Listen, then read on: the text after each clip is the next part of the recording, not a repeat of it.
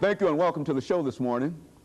The topic today is the United Methodist Church, and we're fortunate to have with us to talk about the United Methodist Church a bishop from the United Methodist Church, the Reverend Dr. William W. Morris, who is a bishop of the Nashville area of the United Methodist Church. And of course, Bishop Morris, let me welcome you to the show this morning. Thank you. It's good to be here. And indeed to tell you how delighted we are to have you here this morning, Bishop Morris. We know some of the work that you've done in the community, in the church, and we were simply delighted to hear of your elevation and your appointment here to the Nashville district. But before we get into that, the United Methodist Church as such, Bishop Morris, let's have you to give our audience some information about William Morris before he became bishop of the United Methodist Church. So talk about your background, your experiences, and some of the things that you think our audience would be interested in terms of your background, education, and information. Well, I want to express appreciation, my gratitude to you for the opportunity to come and to be a part of comments and to share some things in terms of the Nashville community. And as some may know, this is actually a return to Nashville for me because I had been here previously serving as a local pastor.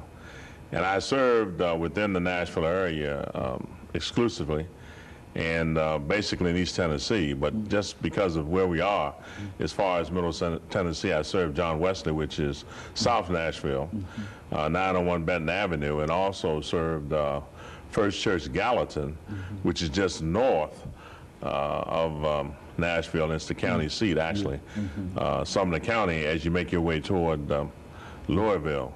So those are basically the two congregations I serve within the Nashville community, although I had served prior to that in East Tennessee and served the local church.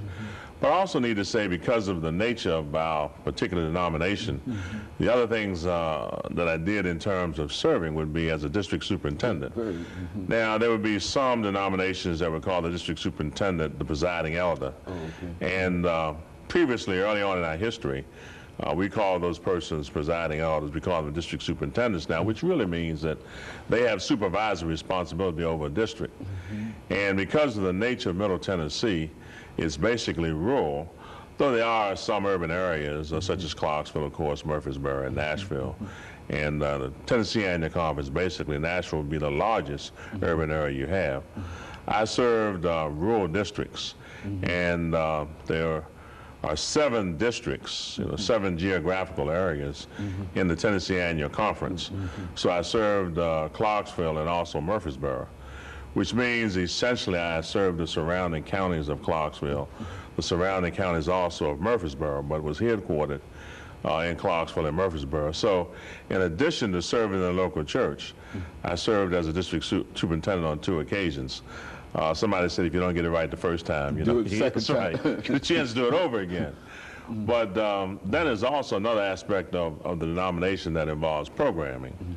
And that is the director of the conference council. And when you talk about ministry or program for this large geographical area, which is called the annual conference, and the various districts, and that person is responsible for working with the superintendents to help them in terms of creating program in the respective districts, where they are. So I also served twice, and I don't know what it is about the number 2, but twice as a conference council director, which again was in with the Tennessee Annual Conference, which essentially is is Middle Tennessee. And I guess maybe I ought to say what we are talking about geographically as it relates to land area. When you talk about the Tennessee Conference, you're really talking about Mont Eagle. From Mont Eagle actually to the Tennessee River is the area you're talking about. And of course you're talking the Kentucky border, down all the way to the Alabama border is what you're talking about when you talk about actually the Tennessee Annual Conference. Now, as you indicated, you talked about the Nashville area, and of course that means I also have the Memphis Annual Conference, which means I cross over the Tennessee River and everything that's west to Arkansas. Again, I have that particular geographical area also, although presidential residential responsibility is here in Nashville, which is to say the offices here in Nashville. I cover basically Well, I guess sort of 3/4 of Tennessee. I don't have the eastern, Good. you know, quarter, which And would so that's be, what you mean when you say your Nashville, the Nashville area. Yes, yes, You yes, included more yes. than Nashville, but yeah, there's a that's certain right. segment of Tennessee Yeah, that you're not. that's right, yeah. And that's why you caution about Tennessee Conference to Yeah, imply that you've already taken somebody else's area by including all of that. Yeah, I can understand. But what about the United Methodist Church itself, Bishop Morris? I mean, when you talk about that church as an entity, how would you explain that church to our viewers today? Well, I think what I would have to say is that there are many persons, when they think about the United Methodist Church, still refer to it as the Methodist Church because that's what they really remember. Good. Okay. But basically, we became the United Methodist Church in 1968. When we joined with the Evangelical United Brethren Church, then we took the name of the United Methodist Church, although people still, when they talk about it, they will still say the Methodist Church.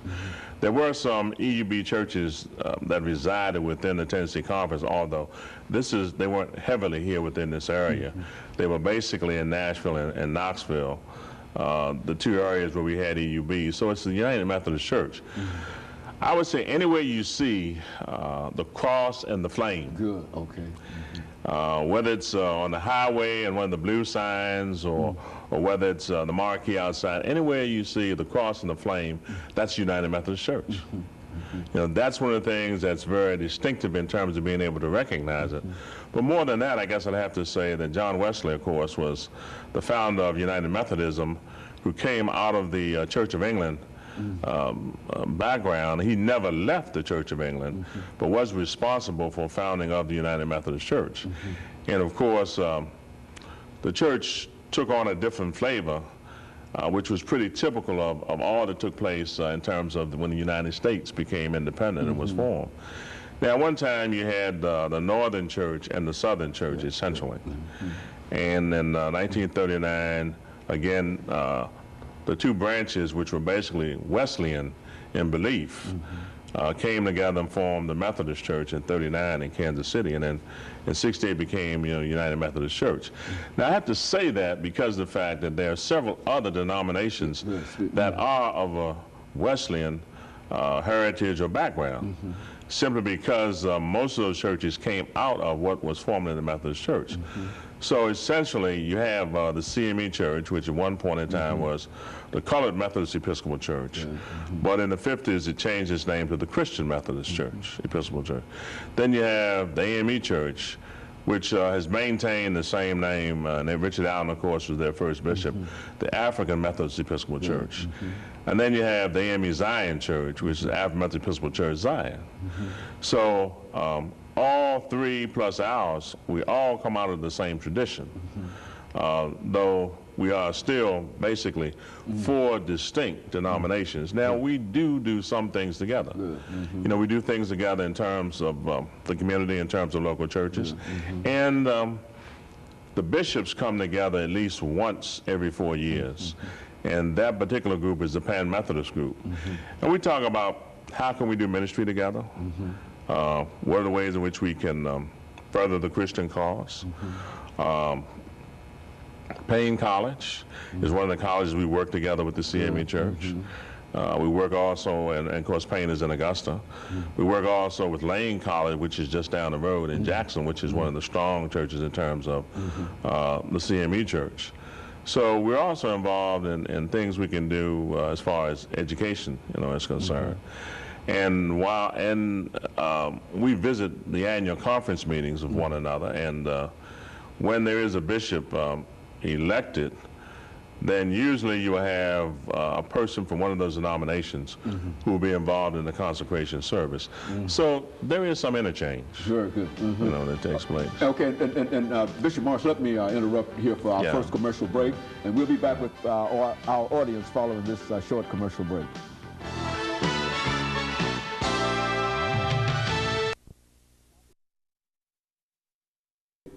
The topic is